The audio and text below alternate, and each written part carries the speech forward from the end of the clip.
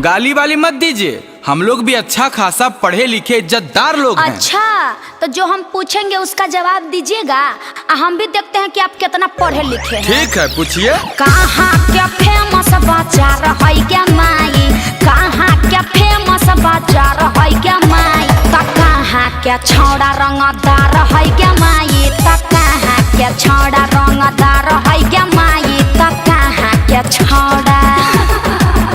अच्छा, खूब हंसी आ रहा है। अब हमारा सुनिए। सुनाइए। कलकत्ता के फेमस बाजार है साली, कलकत्ता के फेमस बाजार है साली, नवादा के छौड़ा रंगदार है साली। अच्छा। नवादा के छौड़ा रंगदार है साली, नवादा के छौड़ा। अच्छा, हाँ, वो तो देखिए कि पता चल रहा है कि आप लोग कितना रंगदार है।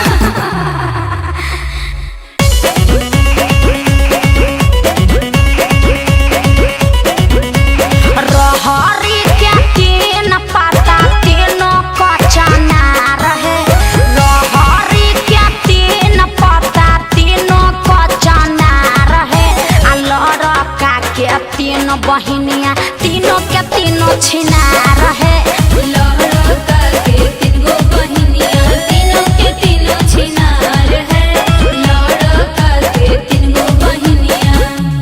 देखिए, बहिन उहिन पे मत जाइए। आप पे जाए का? अरे हमसे बात कर रहे हैं, हमसे पूछिए, क्या पूछना चाहते हैं पूछिए, हम जवाब दे रहे हैं ना साली जी।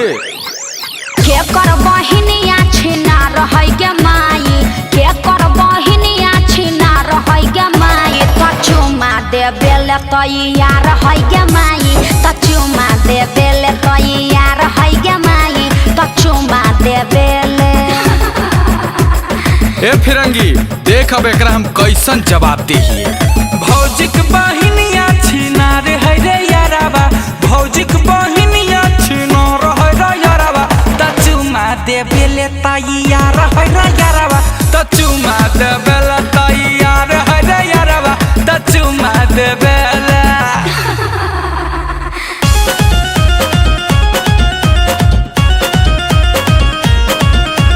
धान कूटा हो दुल्हा धान कूटा हो, अरे धान कूटा हो दुल्हा धान कूटा हो, आया अपन बहिनी के वो खड़ी में धान कूटा हो, आया अपन बहिनी के वो खड़ी में धान कूटा हो।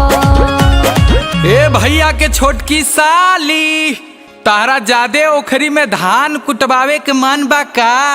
तो तोहरे ओखरी में धान कुटाई। आ तार बहनिया के ओखरी ऐसा ही सुखाई।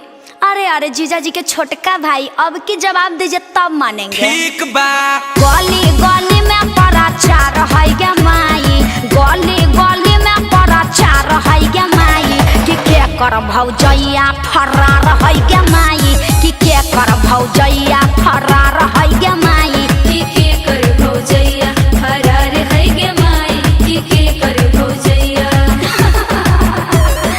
गली गली में पराचार है रे याराबा, गली गली में पराचार है रे याराबा, लड़किया के भौजैया फरार है